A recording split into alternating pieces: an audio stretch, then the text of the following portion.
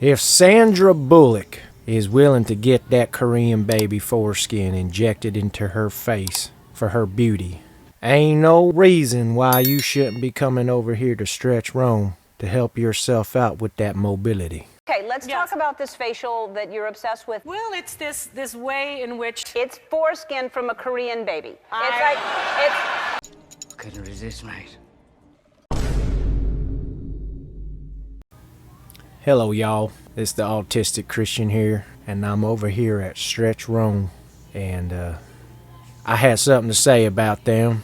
If Sandra Bullock is willing to get that Korean baby foreskin injected into her face for her beauty, ain't no reason why you shouldn't be coming over here to Stretch Rome to help yourself out with that mobility. Okay, let's talk about this facial that you're obsessed with. well, it's this way in which one forces through microneedling and ruptures a collagen and then boosts it. You look like a burn victim for a day, but then it's foreskin from a Korean baby.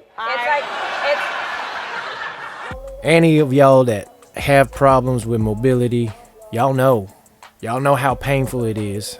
And if y'all are one of those people that have tried everything and you just can't really stretch yourself because it's just too damn painful at this point, you need to go check out Stretch Rome.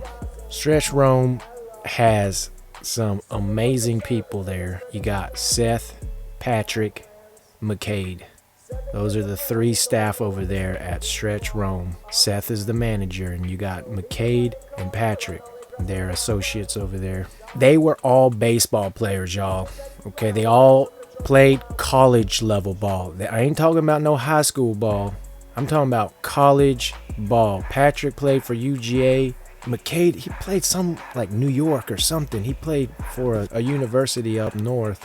And Seth, I think Seth didn't play college ball, but he was a gymnast. And then he was a male cheerleader in university. So man knows how to stretch, okay? All three of them, they spent their whole lives in that kind of world, that kind of atmosphere, being pampered and stretched by the same people that they were stretched by the same kinds of professionals that they have become today.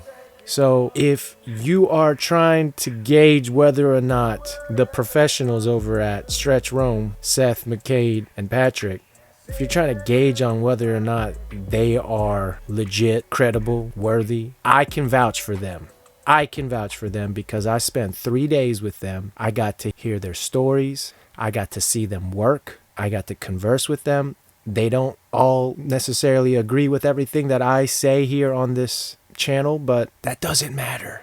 What matters is I believe in their business model. I believe in the vision that Sean has created. I mean, he's got all that open space. He's thinking about what he needs to do to really, utilize his entrepreneurial talents. Sean is a very entrepreneurial and talented man. I'm pretty sure he's older than me. Maybe he's younger than me. Who knows? I don't know. He's newly married, I think. I think his wife's name is McKenna or something. She's very beautiful. Very beautiful. Sean's a good-looking guy too, so duh. What do you expect? My wife is beautiful too. But anyways, that's what I wanted to say about Stretch Rome. If you live in Rome, please share this video and help grow their business. All three of them, I think, get paid on commission, y'all, so you gotta help support them. I really care for them. They're all like my little younger brothers to me. And again, they spent their whole lives, in their young adolescent, young adult lives, being pampered by those professionals before games, during the games. And then I was listening to their story, and then I was watching them work, and I was like, man, these people of Rome get to be treated like a professional athlete for, very little in comparison to especially the cost of food, the cost of gas. Everything's gone up. Yeah, everything's gone up. So that's all the more reason why you should hold more value in things that are actually valuable. And Stretch Rome, man, that is a very valuable value proposition for anyone that has problems with mobility that just cannot seem to get relief.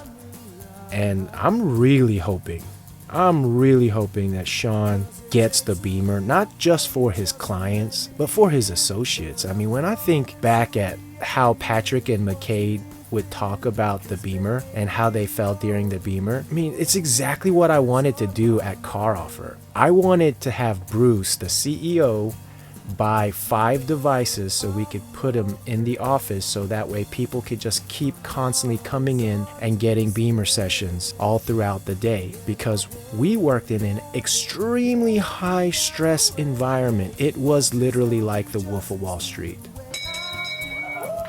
It looks like something out of Wall Street, but this isn't New York. People, I don't care who you are, where you're from, whether your relatives came over on a Mayflower or an inner tube from Haiti, this right here is the land of opportunity. Stratton Oakmont is America. I mean, when you look at that whole huge open floor with all of those brokers, it wasn't like that, but it was a corporate office. So that part of the trade floor was significantly smaller because we didn't... I don't know why I'm talking about that. Anyways, going back to Stretch Rome, for Sean, if he was to buy it, more for him and his associates first, because I know that the Beamer will improve the quality of their lives. And it's just one device. They only need one, and they only need 8 minutes.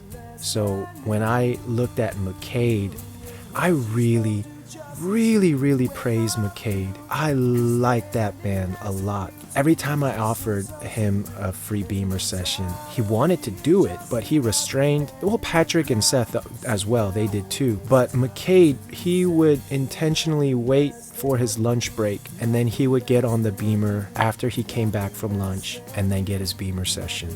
So I know that as a business owner, you might think, well, if they're laying and out of commission for 8 minutes, they're not working. Well, I would like to close with this poem, and it's called Brute Youth versus Frail Old Man.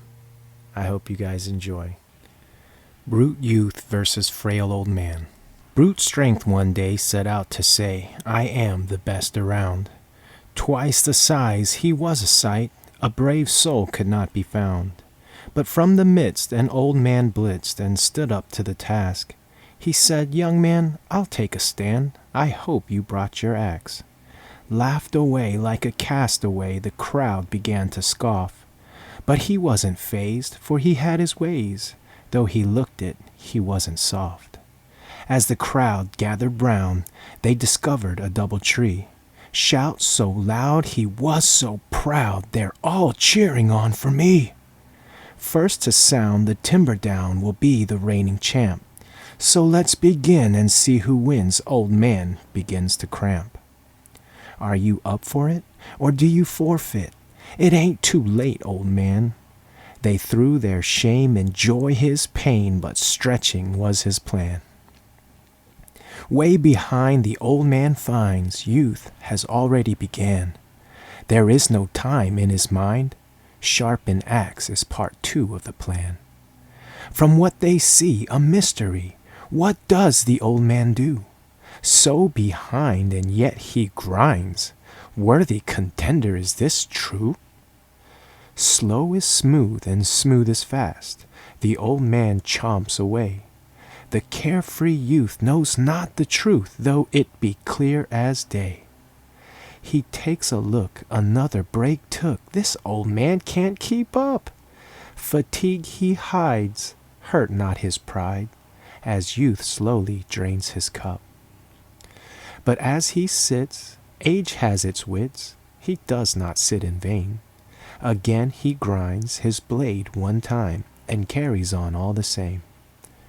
But to their surprise, for their very eyes, the old man's tree begins to crack. How can this be? It's blasphemy. The youth rages in what he lacks. Upon the crowd that settled down, brute strength came to him and asked, I don't understand, you frail old man. What secrets have you masked? I'm glad you asked. It's an easy task. Young man, always sharpen your axe. Hide not your lack. Learn to look back, and never muddy the facts. Brute youth walked away, his head down that day. But one thing that he did learn: outside not everything. Defeat may be humbling, but pass it on when it's your turn. The Autistic Christian out. If he were telling the truth, he wouldn't have told us. Unless, of course, he knew you wouldn't believe the truth, even if he told us it.